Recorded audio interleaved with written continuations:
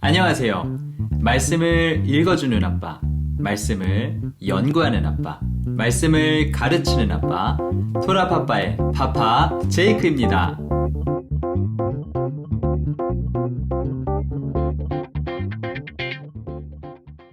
네, 이번 주 토라포샤는 42번째 파라샤인 마토트, 지파들과 43번째 파라샤인 마세이, 여정들, 이렇게 두 개의 파라샤로 구성되어 있습니다.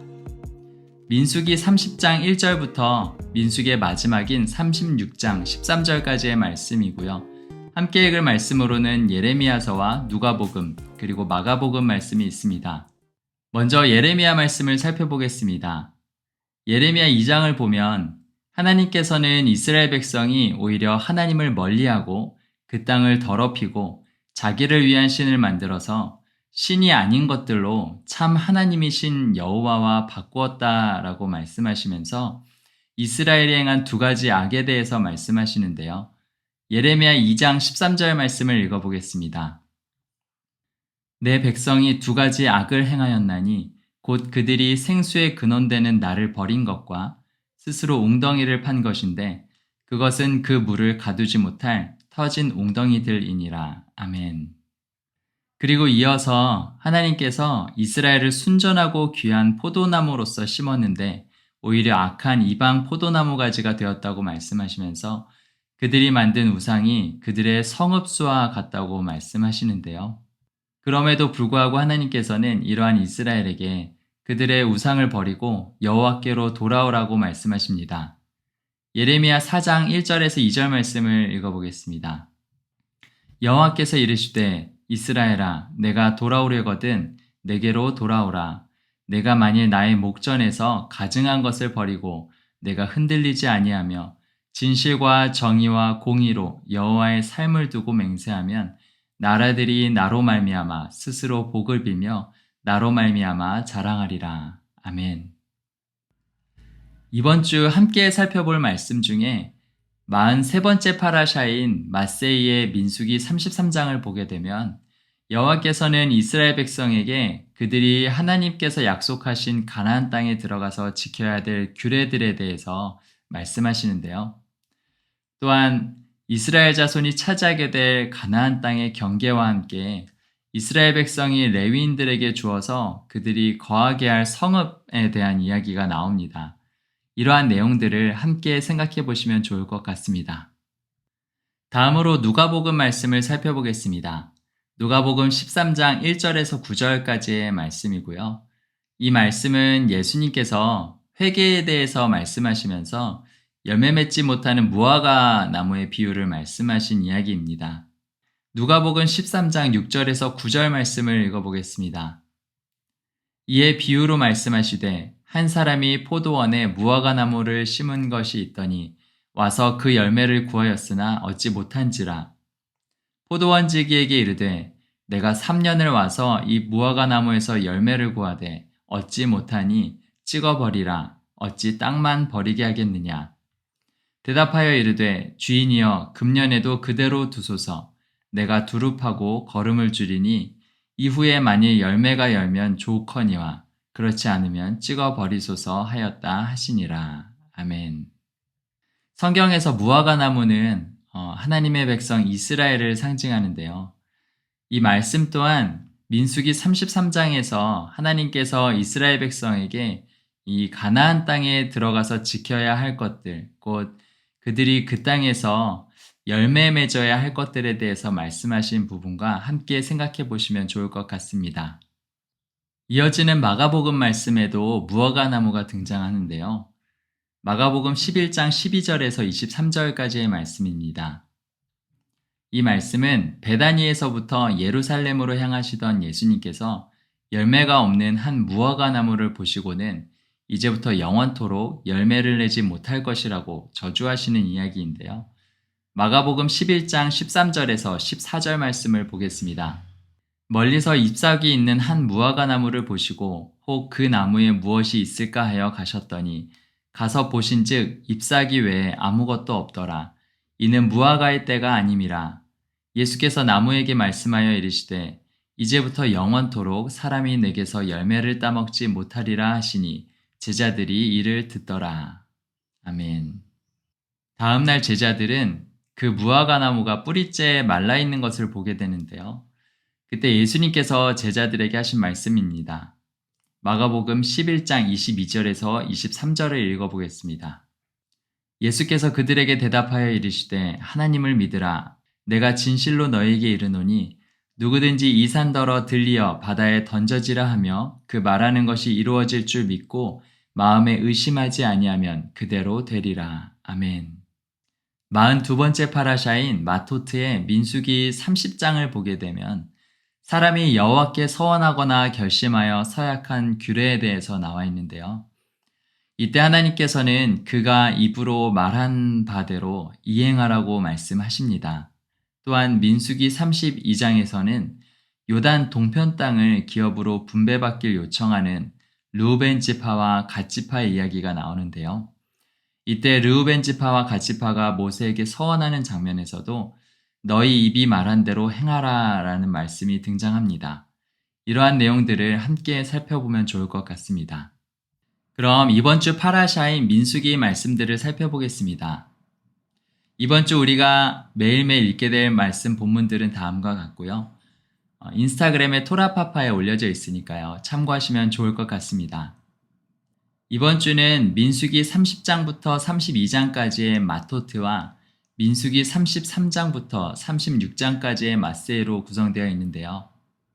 우선 전체 내용을 간략하게 살펴보겠습니다. 민수기 30장에는 사람이 여호와께 서원을 하거나 또는 결심하여 서약한 경우의 규례에 대해서 기록되어 있습니다. 특히 여자의 서원과 서약에 대해서 설명하고 있는 것을 볼 수가 있습니다. 민수기 31장에는 하나님의 명령을 따라 이스라엘 백성이 미디안을 쳐서 멸하는 이야기가 기록되어 있습니다. 그리고 그들이 전쟁에서 얻은 전리품들을 분배하는 이야기가 나타납니다. 민수기 32장에는 르우벤 지파와 갓 지파 그리고 므낫세 반 지파의 기업이 된 요단 동편 땅의 분배 이야기가 기록되어 있습니다. 다음으로 민수기 33장에는 애굽의 라암셋에서부터 여리고 건너편 요단강가 모압 평지에 이르기까지 약 40여 년간의 이스라엘 백성의 광야 여정에 대해서 기록되어 있습니다. 민수기 34장에는 가나안 땅에서 이스라엘이 기업으로 받을 땅의 동서남북 경계에 대해서 기록되어 있고요. 민수기 35장에는 이스라엘 가운데서 레위인들이 거주할 성읍들에 대해서 기록되어 있는데요. 그 중에서도 특히 도피성에 대해서 설명되어 있습니다. 마지막으로 민수기 36장에는 슬로브앗의 기업과 관련해서 슬로브앗의 5 딸들에 대한 여호와의 명령이 기록되어 있습니다. 그럼 본격적으로 한 장 한 장 말씀들을 살펴보도록 하겠습니다. 먼저 42번째 파라샤인 마토트의 민수기 30장 말씀은 사람이 여호와께 서원을 하거나 결심하고 서약한 경우의 규례에 대해서 기록되어 있습니다. 민수기 30장 2절 말씀을 보겠습니다. 사람이 여호와께 서원하였거나 결심하고 서약하였으면 깨뜨리지 말고 그가 입으로 말한 대로 다 이행할 것이니라. 아멘. 그런데 민수기 30장 2절 말씀 이 한 구절을 제외하고는 대부분 여자가 여호와께 서원하거나 결심하여 서약한 경우에 관련된 내용들인데요. 만일 결혼하지 않은 여자, 곧 어린 딸이 여호와께 서원을 하거나 결심하여 서약한 경우에는 아버지의 허락이 필요한데요. 그것을 들은 날에 아버지가 허락을 해주어야 여자는 그 서약을 이행할 수가 있게 됩니다. 만일 남편을 맞이하거나 또는 이미 결혼을 한 여자의 경우에는 그녀의 남편의 허락이 필요합니다. 그런데 그 남편이 아내의 서약을 듣고도 아무 말이 없다가 나중에 그 아내의 서약을 무효하게 하는 경우에는 여호와께 서원한 것을 이행하지 않은 아내의 죄를 남편이 담당하게 됩니다. 또한 만일 과부이거나 이혼을 당해 남편이 없는 여자의 경우에는 여호와께 서원하거나 결심하여 서약한 것은 그녀 스스로가 반드시 지켜야 합니다. 민수기 30장 16절 말씀을 보겠습니다. 이는 여호와께서 모세에게 명령하신 규례니 남편이 아내에게, 아버지가 자기 집에 있는 어린 딸에 대한 것이니라. 아멘. 다음으로 민수기 31장에는 미디안 정복전쟁 이야기가 기록되어 있습니다. 하나님께서는 모세에게 마지막 임무를 명령하시는데요. 민수기 31장 1절에서 2절 말씀을 읽어보겠습니다. 여호와께서 모세에게 말씀하여 이르시되 이스라엘 자손의 원수를 미디안에게 갚으라. 그 후에 내가 내 조상에게로 돌아가리라. 아멘. 지난주 파라샤에서 하나님께서는 속임수로 이스라엘을 대적하고 유혹해서 이스라엘로 하나님께 범죄하게 했던 부올의 발람과 또 미디안 지휘관의 딸 고스비의 일을 언급하시면서 미디안인들을 대적하여 치라고 명령하셨는데요. 이번 주 민수기 31장에서 이스라엘은 각 지파별로 1000명씩의 군사를 선발해서 총 12,000명의 군사들을 무장시켜 미디안을 치러 나가게 됩니다.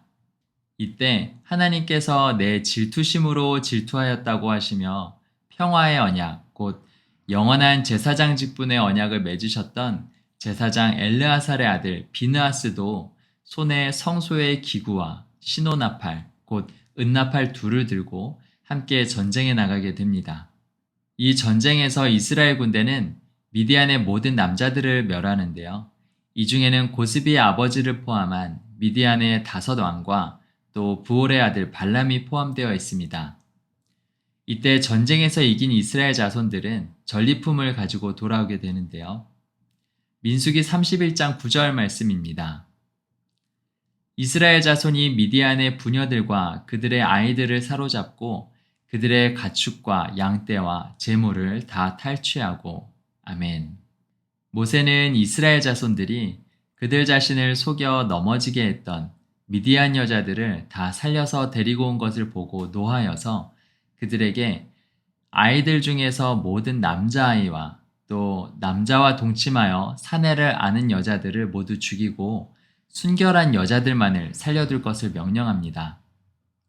이어서 싸움에 참여하여 피를 흘린 이스라엘 군대를 포함해서 그들이 데려온 포로와 또 이스라엘이 노략하고 탈취해온 전리품들을 모두 불 또는 정결하게 하는 물로 깨끗하게 한 후에 이스라엘의 진영으로 들어올 것을 명령하는데요.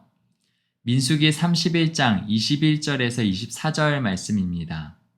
제사장 엘르아살이 싸움에 나갔던 군인들에게 이르되 이는 여호와께서 모세에게 명령하신 율법이니라. 금, 은, 동, 철과 주석과 납 등의 불에 견딜 만한 모든 물건은 불을 지나게 하라. 그리하면 깨끗하려니와 다만 정결하게 하는 물로 그것을 깨끗하게 할 것이며 불에 견디지 못할 모든 것은 물을 지나게 할 것이니라. 너희는 7째 날에 옷을 빨아서 깨끗하게 한 후에 진영에 들어올지니라. 아멘. 다음으로 이스라엘이 미디안에서 노략하고 탈취한 사람과 가축들의 수가 기록되어 있습니다. 그 수는 양이 67만 5천 마리, 소가 7만 2천 마리, 나귀가 6만 1천 마리, 그리고 포로들 가운데 남겨둔 순결한 여자들이 3만 2천 명이 되었습니다. 모세는 그들이 취한 전리품들을 분배해야 하는데요. 그 전리품의 절반은 전쟁에 출전한 이스라엘 군인들에게 주고 나머지 절반은 이스라엘 자손들에게 분배를 해줍니다. 이때 이스라엘의 군인들은 그들이 받은 전리품의 500분의 1을 여호와께 거제로 드리도록 되어 있는데요. 이것은 제사장 엘르아살의 분깃이 됩니다. 또한 이스라엘 자손들은 그들이 받은 전리품의 50분의 1을 레위인들의 분깃을 위해서 여호와께 드리게 됩니다. 한편 이 미디안 전쟁에서 이스라엘 군대는 큰 승리를 거두면서도 그들의 군사 12,000명 가운데 한 사람도 잃지 않고 돌아오게 되었는데요. 이로 인해서 싸움에 나갔던 이스라엘 군인들은 그들이 탈취해온 금폐물들을 모아서 여호와께 헌금, 곧 고르반으로 가지고 나옵니다. 이 금의 양이 총 16,750세겔이었다라고 기록되어 있는데요. 이 예물은 회막 여호와 앞에 이스라엘 자손의 기념물로 삼았다라고 기록되어 있습니다. 이어지는 민수기 32장에서는 요단 동편 땅의 분배 이야기가 기록되어 있습니다. 이스라엘의 12지파 가운데 르우벤 지파와 갓 지파의 자손들은 그들의 소유로 인해서 고민이 생기게 되는데요. 민수기 32장 1절 말씀입니다. 르우벤 자손과 갓 자손은 심히 많은 가축대를 가졌더라. 그들이 야셀 땅과 길르앗 땅을 본즉 그곳은 목축할 만한 장소인지라. 아멘. 하나님께서는 이스라엘 자손들에게 이 요단 건너에 있는 가나안 땅을 약속해 주셨는데요. 르우벤 지파와 갓 지파는 그들이 가진 가축과 또 그들의 눈에 보이는 목축하기 좋은 땅을 바라보면서 요단을 건너지 않고 요단 동편에 머물게 해달라고 모세에게 요청을 합니다. 민수기 32장 4절에서 5절 말씀을 읽어보겠습니다. 곧 여호와께서 이스라엘 회중 앞에서 쳐서 멸하신 땅은 목축할 만한 장소요. 당신의 종들에게는 가축이 있나이다. 또 이르되 우리가 만일 당신에게 은혜를 입었으면 이 땅을 당신의 종들에게 그들의 소유로 주시고 우리에게 요단강을 건너지 않게 하소서. 아멘. 모세는 이들에게 바란 광야의 가데스 바네아에서 있었던 일, 곧 가나안 땅 정탐 이후에 그 땅에 대해 악평을 함으로 인해서 이스라엘 백성을 낙심하게 하고 또 여호와를 온전히 따르지 않았던 출애굽 1세대가 어떻게 되었는지를 다시 한번 상기시켜 줍니다.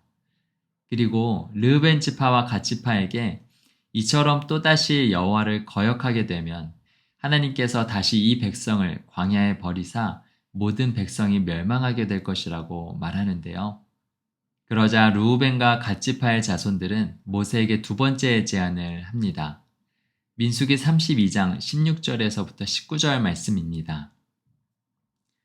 그들이 모세에게 가까이 나와 이르되 우리가 이곳에 우리 가축을 위하여 우리를 짓고 우리 어린아이들을 위하여 성읍을 건축하고 이 땅에 원주민이 있으므로 우리 어린아이들을 그 견고한 성읍에 거주하게 한 후에 우리는 무장하고 이스라엘 자손을 그곳으로 인도하기까지 그들의 앞에서 가고 이스라엘 자손이 각기 기업을 받기까지 우리 집으로 돌아오지 아니하겠사오며 우리는 요단 이쪽 곧 동쪽에서 기업을 받았사오니 그들과 함께 요단 저쪽에서는 기업을 받지 아니하겠나이다. 아멘. 결국 모세는 그들의 요청을 허락하고 그들이 말한 것을 지키라고 명령합니다. 그리고 요단 동편 땅을 갓 자손과 르우벤 자손 그리고 요셉 자손 중 므낫세 반지파에게 그들의 기업으로 분배해 줍니다. 다음으로 민수기 33장부터는 43번째 파라샤이자 민수기의 마지막 파라샤인 마세이가 이어지게 됩니다.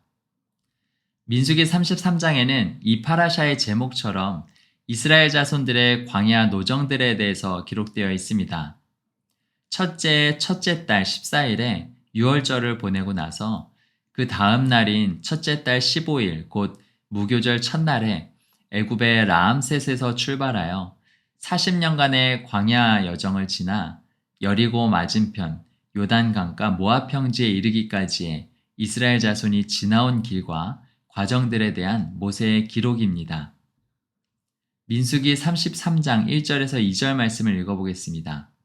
모세와 아론의 인도로 대오를 갖추어 애굽을 떠난 이스라엘 자손들의 노정은 이러하니라. 모세가 여호와의 명령대로 그 노정을 따라 그들이 행진한 것을 기록하였으니 그들이 행진한 대로의 노정은 이러하니라. 아멘. 여기서 하나님께서는 이스라엘 자손이 하나님께서 약속하신 가나안 땅에 들어가서 행해야 할 일들에 대해서 말씀하시는데요. 먼저 그 땅 원주민들을 남겨두지 않고 다 몰아내는 것과 그들이 섬기던 우상과 산당들을 제하는 것, 그리고 그 땅을 점령하여 거주하라는 것입니다. 하나님께서는 이러한 명령에 대해서 다음과 같이 설명하십니다. 민수기 33장 55절에서 56절 말씀입니다. 너희가 만일 그 땅의 원주민을 너희 앞에서 몰아내지 아니하면 너희가 남겨둔 자들이 너희의 눈에 가시와 너희의 옆구리에 찌르는 것이 되어 너희가 거주하는 땅에서 너희를 괴롭게 할 것이요. 나는 그들에게 행하기로 생각한 것을 너희에게 행하리라. 아멘. 이어지는 민수기 34장에는 이스라엘의 기업이 될 가나안 땅의 경계에 대해서 기록되어 있습니다. 먼저 남쪽 경계는 에돔 곁에 접근한 신광야, 곧 찐광야로 지중해부터 찐광야를 지나 염해 끝까지 이어집니다. 다음으로 서쪽 경계는 대해, 곧 지중해 바다가 되고 이어서 북쪽 경계는 대해에서부터 호르산을 지나 하맛, 스닷, 시브론과 핫살 에난에 이르게 됩니다. 여기서 북쪽 경계에 해당하는 호르산은 아론이 죽은 에돔 땅 변경의 호르산과는 다른 장소인데요. 현재 이스라엘 북단에 있는 헐몬산으로 여겨지기도 하고요. 또는 레바논 지역의 산 중에 하나로 추정되기도 합니다. 마지막으로 동쪽 경계는 북쪽 경계의 동쪽 끝인 하살 에난에서부터 요단강을 따라 내려와서 남쪽 경계의 동쪽 끝인 염해까지 이어지게 됩니다. 하나님께서는 이스라엘 자손들 가운데 그 땅을 기업으로 나눌 자로 제사장 엘르아살과 눈의 아들 여호수아를 지명하십니다. 그리고 각 지파별로 그들이 분배받은 기업의 땅을 나눌 지휘관들을 한 명씩 세우십니다. 다음으로 민수기 35장에는 이스라엘 가운데 레위인들이 거주할 성읍과 그들의 가축을 키울 초장에 대해서 기록되어 있습니다. 민수기 35장 1절에서 3절 말씀을 읽어보겠습니다. 여호와께서 여리고 맞은편 요단 강가 모압 평지에서 모세에게 말씀하여 이르시되 이스라엘 자손에게 명령하여 그들이 받은 기업에서 레위인에게 거주할 성읍들을 주게 하고 너희는 또 그 성읍들을 두르고 있는 초장을 레위인에게 주어서 성읍은 그들의 거처가 되게 하고 초장은 그들의 재산인 가축과 짐승들을 둘 곳이 되게 할 것이라. 아멘. 이스라엘 자손의 성읍들 가운데 총 48개의 성읍들을 레위인들이 거주할 성읍으로 주셨는데요. 그 중에는 6개의 도피성이 포함되어 있습니다.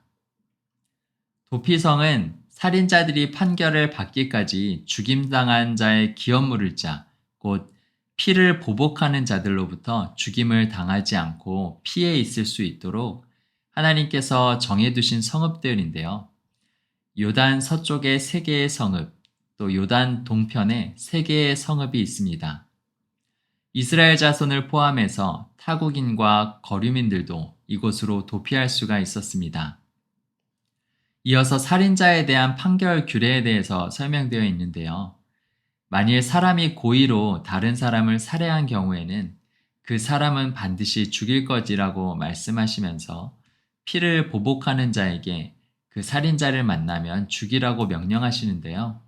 여기서 피를 보복하는 자는 히브리어로 고엘 하담으로서 피의 기업을 물으는 자, 즉 죽임당한 자의 형제나 가족 또는 가까운 친족이라고 할 수 있겠습니다. 이때 만일 사람이 실수로 부지 중에 살인을 저지른 경우에는 도피성으로 피해서 대제사장이 죽기까지 그곳에 거하게 됩니다. 하지만 만일 그 살인자가 어느 때든지 도피성 밖으로 나가게 되면 피를 보복하는 자가 그를 만나 죽여도 죄가 없게 되는데요. 이렇게 실수로 부지 중에 살인을 저지른 자는 그 대제사장이 죽고 나서야 자기 소유의 땅으로 돌아갈 수가 있게 됩니다. 이러한 살인자에 대한 판결은 증인의 말에 따라서 하도록 되어 있는데요. 이때 증인은 반드시 한 사람 이상의 증인의 말을 따르라고 말씀하십니다. 마지막으로 하나님께서는 이러한 피 흘림으로 인하여 땅을 더럽히지 말라고 말씀하시는데요. 민수기 35장 33절부터 34절 말씀을 읽어보겠습니다. 너희는 너희가 거주하는 땅을 더럽히지 말라. 피는 땅을 더럽히나니 피 흘림을 받은 땅은 그 피를 흘리게 한 자의 피가 아니면 속함을 받을 수 없느니라. 너희는 너희가 거주하는 땅, 곧 내가 거주하는 땅을 더럽히지 말라. 나 여호와는 이스라엘 자손 중에 있음이니라. 아멘. 다음으로 민수기의 마지막 장인 36장 말씀인데요. 민수기의 마지막 장에는 지난주 파라샤에서 나왔던 슬로브앗의 딸들의 이야기가 또다시 등장합니다. 민수기 36장 3절에서 4절 말씀을 읽어보겠습니다. 그들이 만일 이스라엘 자손의 다른 지파들의 남자들의 아내가 되면 그들의 기업은 우리 조상의 기업에서 떨어져 나가고 그들이 속할 그 지파의 기업에 첨가되리니 그러면 우리가 제비 뽑은 기업에서 떨어져 나갈 것이요 이스라엘 자손의 희년을 당하여 그 기업이 그가 속한 지파에 첨가될 것이라. 그런즉 그들의 기업은 우리 조상 지파의 기업에서 아주 삭감되리이다. 아멘. 이처럼 므낫세 지파에 속한 슬로브앗의 5딸들이 다른 지파의 남자에게 시집을 갈 경우에 그들이 받은 기업이 다른 지파의 기업으로 귀속되게 될 텐데요. 슬로브앗의 아버지의 형제들, 곧 길르앗 자손들이 모세를 찾아와서 이처럼 자신들의 기업이 므낫세 지파의 기업에서 떨어져 나가게 될 것에 대해서 건의를 하는 내용입니다. 하나님께서는 모세를 통해 슬로브앗의 딸들에게 오직 그 조상, 곧 길르앗 자손들에게로만 시집을 갈 것에 대해서 명령하십니다. 그리고 이스라엘 자손은 조상들의 기업을 보존해서 각각 자기 기업을 지키라고 명령하십니다. 이번 주 민수기 말씀을 살펴보면서 우리는 하나님께서 약속하신 땅의 기업에 대해서 특별히 열심을 내고 있는 두 그룹을 보게 되는데요. 한 그룹은 그들이 가진 것과 또 눈에 보이는 것을 따라서 요단 동편 땅을 원했던 르우벤 지파와 갓 지파이고요. 다른 한 그룹은 하나님께서 정해주신 기업을 잃어버리지 않으려고 했던 므낫세 지파입니다. 우리가 함께 살펴본 민수기 32장 말씀과 또 이후에 오는 여호수아 13장 그리고 17장 말씀을 참고해 보면 결국 이 두 그룹 모두 요단 동편 땅을 상속받는 것을 볼 수가 있는데요. 여기서 우리는 눈에 보이는 것을 쫓아서 우리 눈에 유익해 보이는 것들을 얻기 위해 살아가는 인생과 또 눈에 보이지는 않지만 하나님께서 약속하신 것에 열심을 내어서 그것을 취하는 인생을 생각해 볼 수가 있겠습니다. 때로 우리는 하나님의 언약, 이 하나님의 약속보다 하나님께서 잠깐 우리에게 허락해 주신 축복을 더 사랑하고 그것을 잃어버리지 않으려고 꽉 붙잡고 애쓰는 모습들을 돌아보게 되는데요. 앞서 살펴보았던 예레미야서의 말씀처럼 우리가 이 땅에서 아무리 많은 것을 가지더라도 결국 우리가 섬기는 것은 우리가 가진 그 숫자만큼의 우상이 될 수가 있는 것입니다. 반면 아들이 없이 죽은 슬로브앗처럼 우리가 이 땅에서는 아무런 소망이 없고 미래가 없는 것 같아 보일지라도 하나님의 약속을 바라고 그것을 소망할 때 하나님께서 더하여 주시는 것을 볼 수가 있습니다. 이번 한 주간 우리의 삶 가운데서 우리가 집중했던 많은 것들로부터 우리의 마음을 돌이켜서 하나님께로 조금 더 집중해 보면 어떨까요? 우리의 아버지 되시는 하나님, 그분의 나라, 그분의 통치와 다스리심, 그리고 여전히 우리에게 남아있는 하나님 아버지의 언약, 곧 다시 오실 예수 그리스도께 집중하면서 눈에 보이지 않는 것을 볼 수 있는 믿음을, 그리고 그 믿음을 통한 하나님 나라의 열매 맺는 그런 복된 여러분의 삶 되시길 예수 그리스도 이름으로 축복합니다. 이번 주 토라 포션은 여기까지였고요. 다음 주에 또 새로운 말씀으로 찾아뵙도록 하겠습니다. 한 주간도 평안하세요. 샬롬.